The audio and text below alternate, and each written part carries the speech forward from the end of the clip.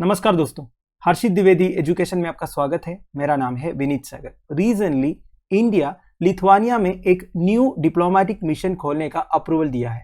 इसका मतलब ये है लिथुआनिया में एक इंडियन एम्बेसी सेटअप करेंगे। वैसे एम्बेसी का मतलब क्या होता है? एम्बेसी में ग्रुप ऑफ डिप्लोमेटिक रिप्रेजेंटेटिव्स रहते हैं जो इंडिया को रिप्रेजेंट करेंगे। कोई भी दो कंट्री के बीच में जब डिप्लोमेटिक रिलेशंस ऑफिशियली शुरू होते हैं दोस्तों, तो सबसे पहला चीज ये है एक एम्बेसी खोल देते हैं। एम्बेसी मतलब एक कंट्री का कैपिटल में रहेंगे और हमारे देश का रिप्रेजेंटेटिव्स होगा उधर जो डिप्लोमेट से। ठीक है। वैसे एम्बेसी और हाई कमीशन का डिफरेंस क्या है? दोनों वैसे एक है। जो अर्स्टवेल ब्रिटिश कॉलोनी कंट्रीज है उधर जो सबसे टॉप डिप्लोमेटिक रिप्रेजेंटेटिव है उनको हाई कमिश्नर बोलते हैं और जो ऑफिस है उन्हें हाई कमीशन बोलते हैं। जो नॉन कॉमनवेल्थ कंट्रीज है, फॉर एग्जांपल लिथुआनिया में जो टॉप डिप्लोमेटिक ऑफिस होगा उसका नाम एम्बेसी होगा और एम्बेसी का जो टॉप ऑफिसर होगा वो एम्बेसडर होगा। तो आज इस वीडियो में इंडिया लिथुआनिया रिलेशंस के बारे में हम डिस्कस करेंगे, साथ साथ में लिथुआनिया का ज्योग्राफिकल लोकेशन भी डिस्कस करेंगे। शुरुआत करते हैं दोस्तों। यूनियन कैबिनेट ने एक प्रपोजल अप्रूव किया है to open a new Indian mission in Lithuania. इस मिशन से इंडिया और लिथुआनिया के बीच में जो political, strategic and economic engagement है वो और एक्सपांड होगा। सबसे अच्छा फायदा ये होगा दोस्तों, India's diplomatic presence will provide market access for Indian companies. देखिए लिथुआनिया एक अच्छा मार्केट है इंडियन कंपनीज के लिए, तो जैसे हमारा डिप्लोमेटिक प्रेजेंस उधर शुरू होगा ना, हमारा इंडियन कंपनीज के लिए काफी हेल्पफुल होगा वो export of goods and services के लिए।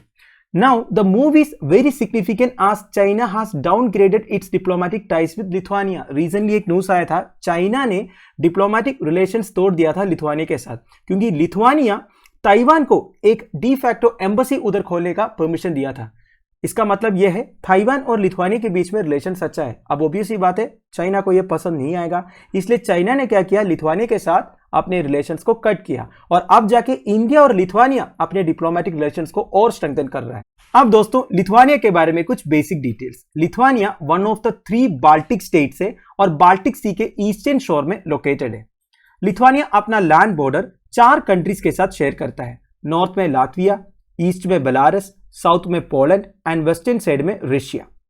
नाउ लिथुआनिया एक पावरफुल एम्पायर था जो ईस्टर्न यूरोप को डोमिनेट करता था 14 to 16 सेंचुरीज में before becoming a part of Polish Lithuanian confederation.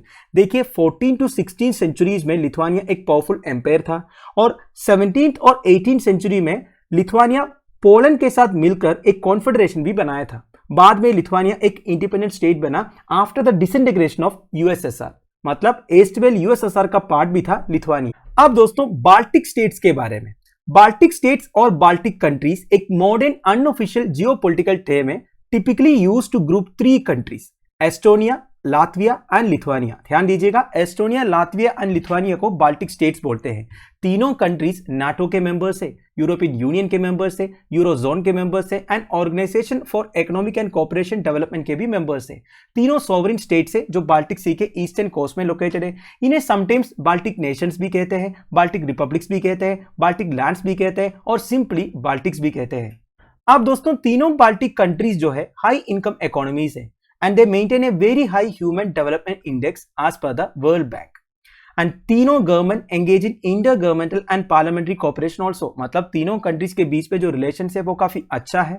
And there is also frequent cooperation in foreign and security policy, defence, energy, transportation etcetera.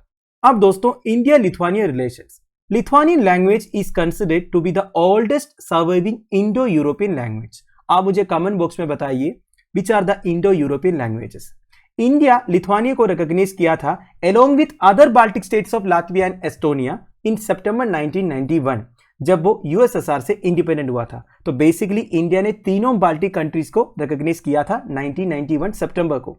वैसे Lithuania के साथ diplomatic relations officially establish हुआ था फरवरी 25, 1992 को और Lithuania Indian capital new Delhi में अपना embassy भी ओपन किया था जुलाई 1, 2008 को। An honorary consul of India in Vilnius has been operational since October 2014. तो ऑलरेडी इंडिया का एक ऑनररी कॉन्सल है लिथुआनिया का कैपिटल विल्नियस में।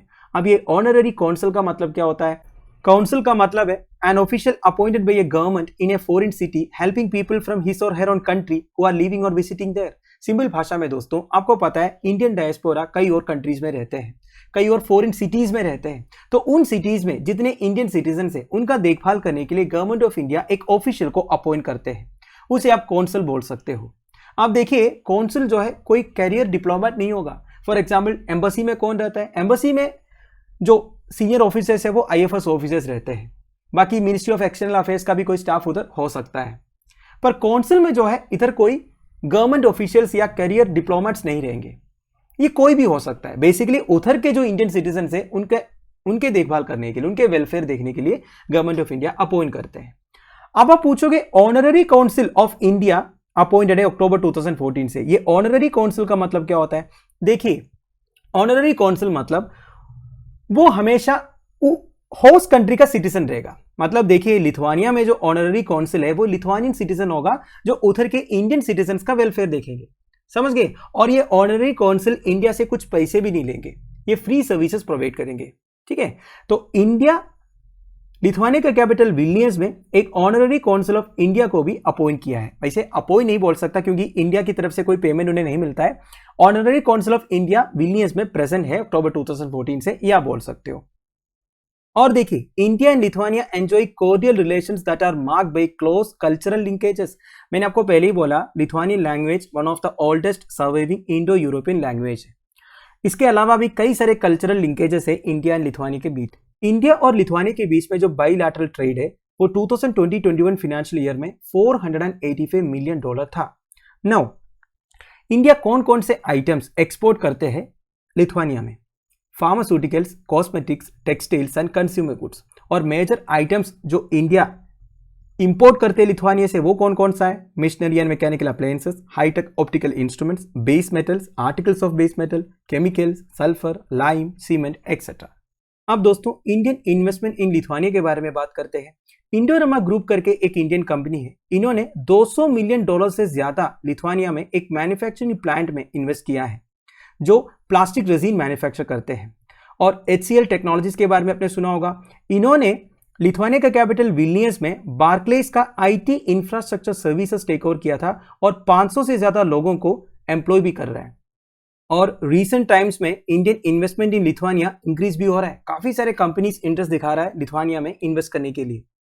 तो दोस्तों ये रहा इंडिया एंड लिथुआनिया के बीच में जो इंपॉर्टेंट रिलेशंस है। आई होप आपको वीडियो इन्फॉर्मेटिव लगा हो। लेक्चर की PDF एज यूजुअल आपको टेलीग्राम चैनल में मिल जाएगा जिसका लिंक नीचे प्रोवाइडेड है। Thank you for watching, bye bye, have a nice day.